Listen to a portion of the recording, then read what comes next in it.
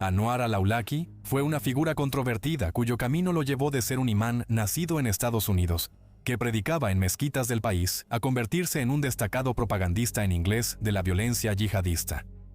Nacido en 1971 en Las Cruces, Nuevo México, inicialmente fue visto como un orador carismático entre los jóvenes musulmanes de habla inglesa. Después de mudarse a Yemen, su retórica cambió para apoyar el extremismo violento, alineándose con Al-Qaeda en la península arábiga. A través de conferencias y escritos en línea, inspiró a audiencias globales e influyó en la radicalización descentralizada. Al-Awlaki, quien murió en un ataque de dron estadounidense en 2011, sigue siendo una figura debatida, reflejando tanto su evolución personal como el cambiante panorama del extremismo en la era digital. Bienvenidos a Wars of the World, mientras analizamos al clérigo estadounidense que radicalizó a una generación.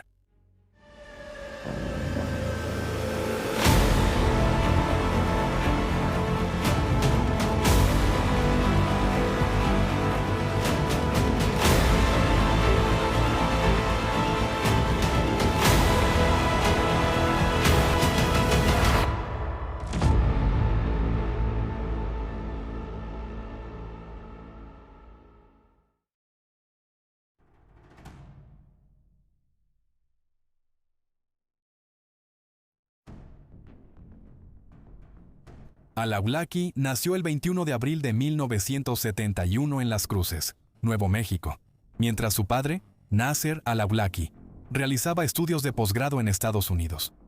Su nacimiento en Estados Unidos le otorgó la ciudadanía, un detalle que tendría implicaciones significativas más adelante en su vida. Sin embargo, su identidad fue moldeada por algo más que su nacionalidad. Cuando era joven, su familia se mudó a Yemen, donde pasó gran parte de su infancia. Los años 70 y 80 fueron años tumultuosos para Yemen, marcados por cambios políticos y el auge del conservadurismo religioso. En este contexto, absorbió el idioma árabe y las tradiciones islámicas, influenciado por la posición de su padre dentro de la élite educada de Yemen. Cuando era adolescente, Al-Awlaki regresó a Estados Unidos y asistió a la escuela, inscribiéndose finalmente en la Universidad Estatal de Colorado, a principios de los años 90 para estudiar ingeniería civil. Durante este tiempo, se volvió activo en los círculos religiosos del campus, incluyendo la Asociación de Estudiantes Musulmanes, donde comenzó a dirigir oraciones y dar charlas. Esto le ayudó a demostrar sus habilidades para hablar en público y su interés en el estudio religioso. Aunque parecía seguir un camino convencional, más tarde surgieron preguntas sobre los detalles de su historial académico. Para cuando terminó sus estudios, Al-Awlaki se encontró en la intersección de dos mundos.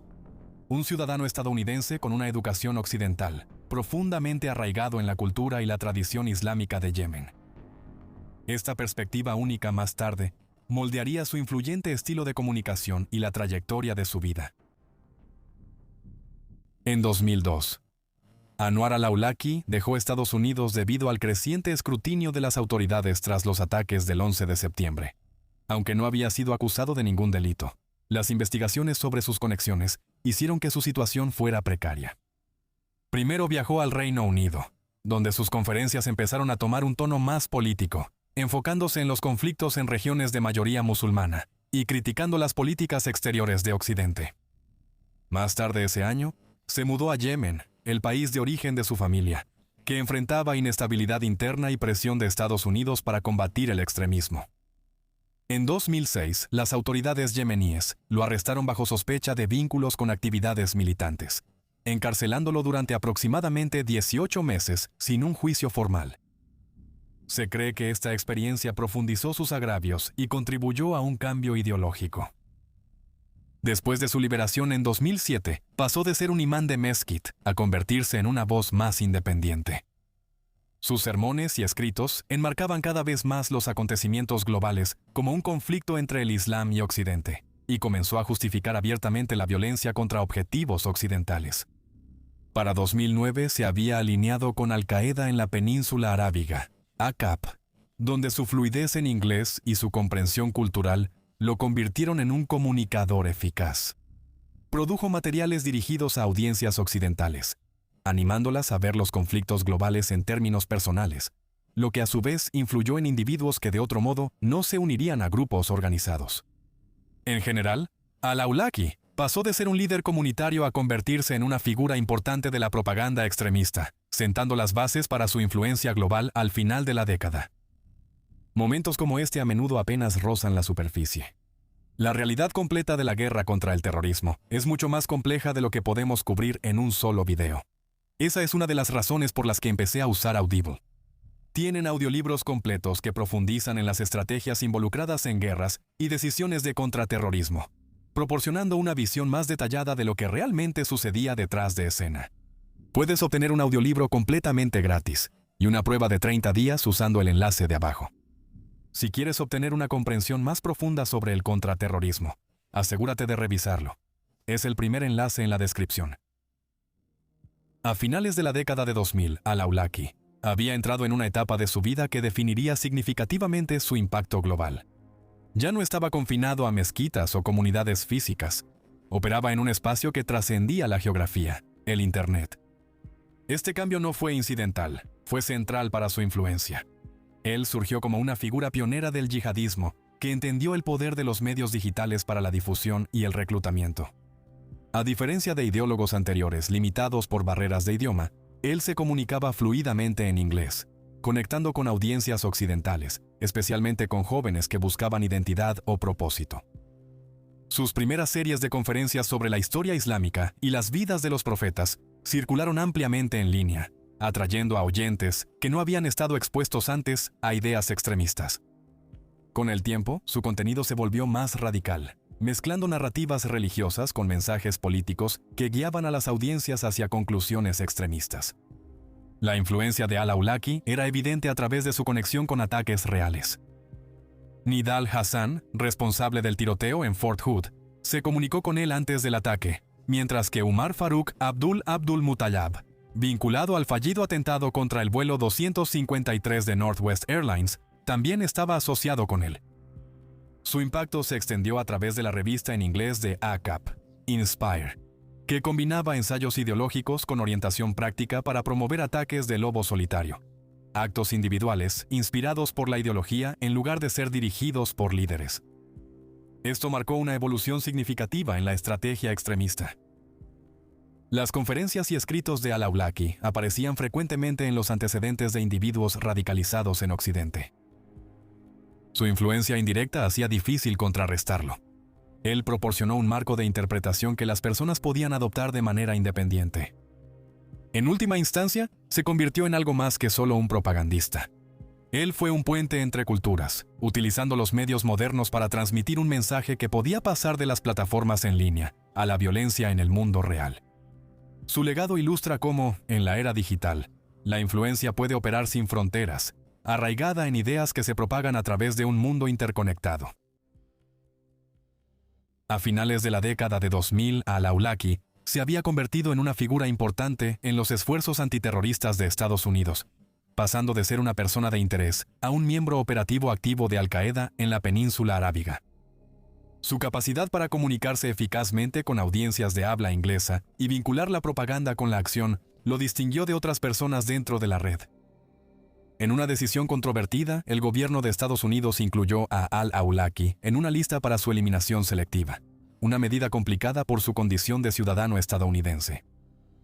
Normalmente, el debido proceso requeriría que se presentaran cargos y se llevara a cabo un juicio antes de privar a alguien de su vida.